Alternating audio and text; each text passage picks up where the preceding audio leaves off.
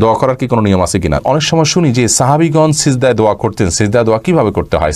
কোনো পুরুষের স্ত্রী মারা গেলে বা ডিভোর্স হয়ে গেলে সেই পুরুষ কতদিন পরে আবার নতুন করে বিবাহ করতে পারবে? যদি গোপনে বারবার নারী কিংবা পুরুষ ব্যভিচার করে এবং সেই গুনার জন্য যদি গোপনেই আবার খালেস তওবা করে, তাহলে কি আল্লাহর কাছ থেকে ক্ষমা পাওয়ার আশা করা যাবে? কাঁকড়া খাওয়া জায়েজ হবে কি না? তাহলে চলে যাচ্ছি আপনাদের জিজ্ঞাসার জগতে। উম্মে নাইমা জানতে চেয়েছেন দোয়া করার কি কোনো নিয়ম আছে কিনা? দোয়া করার নিয়ম বলতে আপনি আল্লাহর কাছে হাত তুলে দোয়া করতে পারেন, হাত তোলা ছাড়া দোয়া করতে পারেন। দোয়ার জন্য হালাল উপার্জন তার সবচেয়ে ইম্পর্টেন্ট। আল্লাহর প্রশংসা শুরুতে করবেন, নবী সাল্লাল্লাহু আলাইহি ওয়াসাল্লাম দুরূদ প্রেরণ করবেন, আল্লাহ যেন তার প্রতি রহমত নাযিল করেন, দোয়া করবেন। এরপরে আপনি আল্লাহর কাছে নিজের দুর্বলতা স্বীকার করবেন এবং মাপ চাইবেন, আখিরাতের জন্য কল্যাণ চাইবেন, দুনিয়ার জন্য কল্যাণ চাইবেন। শেষে আবার নবীজির প্রতি দুরূদ প্রেরণ করে তারপরে আপনি দোয়া শেষ করবেন। সেটা হাত তুলে হতে পারে, হাত তোলা ছাড়াও হতে পারে, বিনা ওযুতেও দোয়া চলে। কাজী জুবাইদা সাহেব আপনি জানতে চেয়েছেন, অনেক সময় শুনি যে সাহাবীগণ সিজদায় দোয়া করতেন। সিজদায় দোয়া কিভাবে করতে হয়? সিজদায় দোয়া করবেন, আল্লাহর কাছে চাইবেন, কোরআন হাদিসে বর্ণিত যে কোনো দোয়া করবেন। আর নফল নামাজ হলে অপশনটা আরেকটু বেশি থাকে, আপনি মাতৃভাষায় দোয়া করতে পারেন, যদিও সেটা নিয়েও মতপার্থক্য আছে উলামা ইকরামের মধ্যে। তারপরে সিজদায় আপনি তাসবিহ পাঠ করছেন, তখন মনে মনে আপনার বিভিন্ন চাওয়া আল্লাহর কাছে পেশ করতে পারেন, সেটাতে কোনো অসুবিধা নেই। তবে কোরআন হাদিসে বর্ণিত দোয়াগুলো আপনি সিজদায় করতে পারেন। নবী আলাইহিস সালাম সিজদায় দোয়া করার জন্য সহিহ মুসলিমের হাদিসে আমাদের দোয়া করেছেন, নির্দেশ করেছেন। তিনি বলেছেন ফাকসিরু ফীহি মিনাদ দুআ, তোমরা সিজদায় বেশি বেশি দোয়া করবে।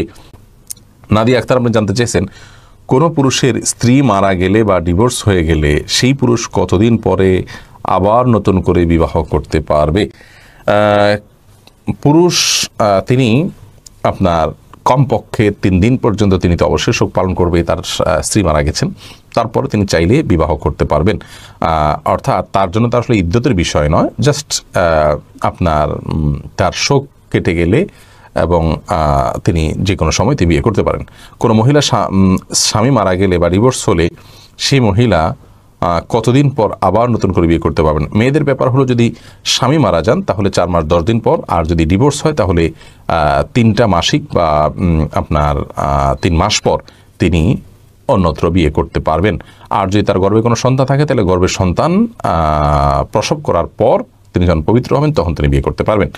এখন ছেলে মেয়েদের মধ্যে পার্থক্য কেন, বৈষম্য কেন? দেখুন, তালাকেরটাই যদি আমরা বলি যে নারীর গর্ভে আগের স্বামীর কোনো সন্তান আছে কি না, এটা একটা প্রশ্ন সাপেক্ষ বিষয়। যতই টেস্ট করেন এরপরেও সম্ভাবনা অনেক সময় থেকে যায়, এটা একটা বিষয়। এরপরে আরও অনেকগুলো বিষয় আছে এখানে।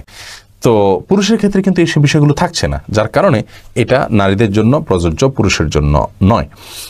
আব্দুল্লাহ আপনি জানতেছেন, যদি গোপনে বারবার নারী কিংবা পুরুষ ব্যভিচার করে এবং সেই গুনার জন্য যদি গোপনেই আবার খালেস তওবা করে, তাহলে কি আল্লাহর কাছ থেকে ক্ষমা পাওয়ার আশা করা যাবে? আর যদি পরকাল দিবসে প্রমাণ থাকে তাহলে কি তওবা করলে গুনাহ হবে কি না?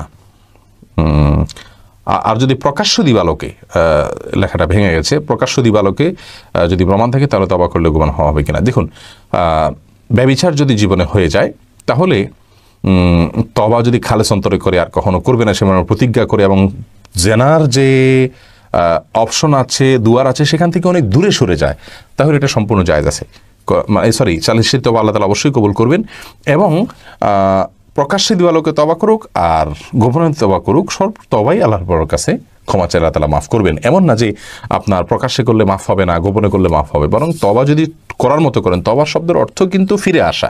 তার মানে আপনি আপনার অবস্থান পরিবর্তন করেছেন, আপনি আর কখনো এই পথে যাবেন না সে মর্মে প্রতিজ্ঞা করেছেন, যেটা হয়েছে তার জন্য লজ্জিত হয়েছেন, এবং গুনাহ হতে পারে সেরকম সমাজ এবং পরিবেশ থেকে নিজেকে সরিয়ে নিয়েছেন। এটাই তওবা। এরকম তওবা যদি আপনি করতে পারেন, আল্লাহ তাআলা সব ধরনের গুনাহই মাফ করেন, প্রকাশ্য। লুৎফুর আনোয়ার জানতে চেয়েছেন, কাঁকড়া খাওয়া জায়েজ হবে কি না? কাঁকড়া খাওয়া জায়েজ হওয়া না হওয়া নিয়ে ওলামা ইকরামের মধ্যে পার্থক্য আছে, ইমামদের মধ্যে পার্থক্য আছে। ইমাম আবু হানিফার মতে এটি মাকরুহ, অন্যান্য অনেক ইমামের মতে এটি সম্পূর্ণ জায়েজ আছে, কিন্তু হারাম কারোর মতে না।